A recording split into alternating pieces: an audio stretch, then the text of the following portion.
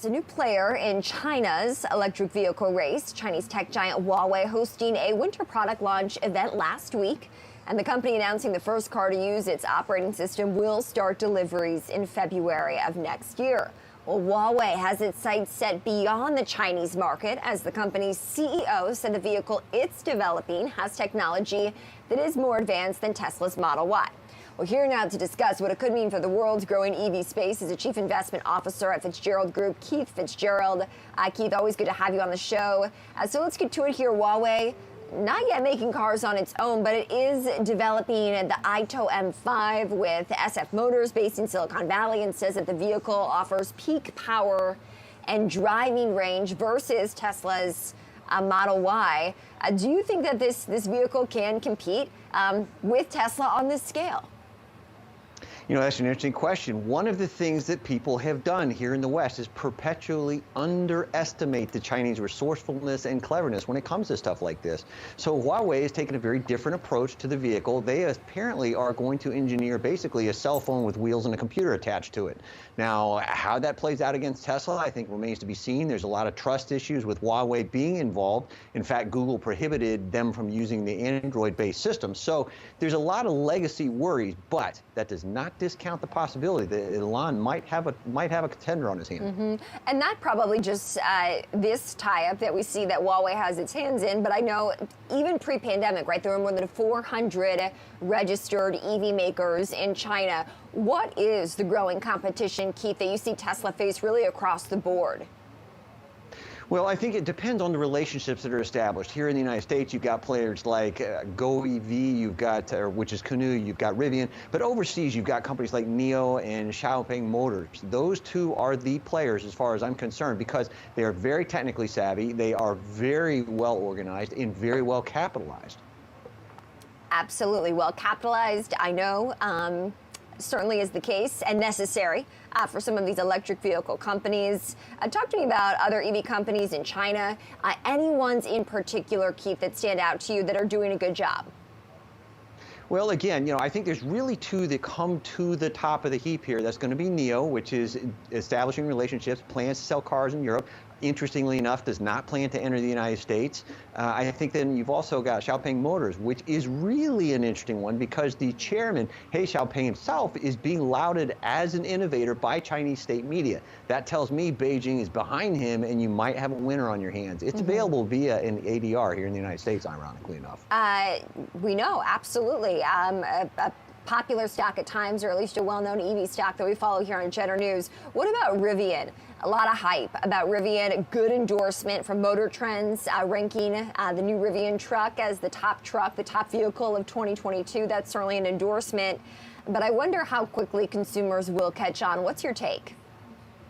You know, that's an interesting one. I mean, I'm keen to own it. I would love to establish the position at about $100 or so if I can, but I think that day may have gone. I think that the company is going to move forward. The relationships that it's established with Amazon and that it has in fleet sales, I think are going to be significant. So, you know, this is one of those things where it's very hard to pick a winner in the EV space, but the decision is clearly that you've got to be in the game. Absolutely. Look, I do want to pivot a bit, Keith. I know you're a markets guy. You're the Chief Investment Officer at the Fitz-Gerald Group. Holiday sales seeing a rise in the high single digits. Would you chalk that up to a success?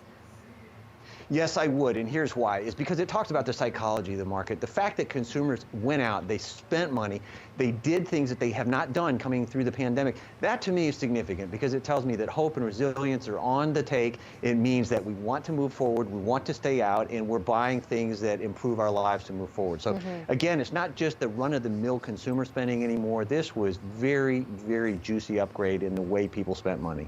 Let me ask you this. That would be a positive, right, in terms of the growth narrative. And we've seen positive economic data. We've seen positive data points on the economy throughout the month of December, despite a volatile stock market. But already I'm seeing this newest variant, Omicron, expected to dent global growth in early next year. We've seen just over the holiday weekend thousands of flights canceled between staffing shortages due to people calling out sick from the coronavirus, as well as some inclement weather that could persist naturally throughout the winter season. What is your expectation for growth in this first quarter? Well, I'll tell you what, this is an interesting environment because whenever everybody knows something, Chris, I think the logical thing to do for savvy investors and traders is to take a look at the opposite side of the trade. I think, in fact, Omicron is going to accelerate growth because, like many things in the past, we are going to learn to live with it. Medical science will overcome it. The growing news about vaccines and boosters, I think, is going to catch people by surprise. So I would rather take the opposite side of that trade and look for growth into Q1 if we can get more consumer spending, more air travel, we can get people out to the movies like Spider-Man, for example. You know, again, that tells me the psychology is changing regardless of what the headlines suggest about the growing number of cases. Let me ask another question. Keith, I'm just curious, since you do follow the market so closely, should we expect more volatility in the first quarter, as we are expected, according to the medical experts, to see cases continue to rise heading into January? Yes, and that's a very sharp question. I think volatility will be our traveling companion coming into 2022, but as has been the case throughout history, regardless of world war, famine, economic expansion, recession, assassination, multiple conflicts around the world, hope and optimism will triumph, and savvy investors can use that as a buying opportunity in most cases. I don't expect things to change in 2022 in that regard. Interesting.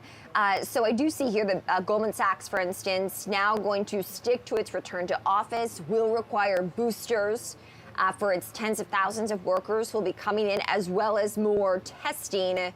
Do you anticipate that we'll see more companies go that route to try to boost up the return to office to make sure that local businesses, big corporations can continue to move forward in the face of this latest variant? You know, that's a tough call, but I do see that continuing because as the data begins to support that narrative, I think that companies are logically going to move towards it because our legal system is going to want to demonstrate prudence. So yes, I expect that continue. Yes, I expect more major corporations to go that direction, and people may not like it, but that is going to be the reality of our world. All right, Keith Fitz-Gerald, Chief Investment Officer at Fitz-Gerald Group. Keith, thank you so much for coming on the show. We appreciate it. Hi, it's Keith here. Thanks for checking out today's highlight clip. What'd you think? Did I make sense? Is there something you'd like to add? Make sure you leave a comment down below, and of course, click subscribe to keep up right here on YouTube, or sign up for the email newsletter at the link below. You can also find me on Twitter and Instagram for my real-time thoughts on markets, analysis, and a whole lot more.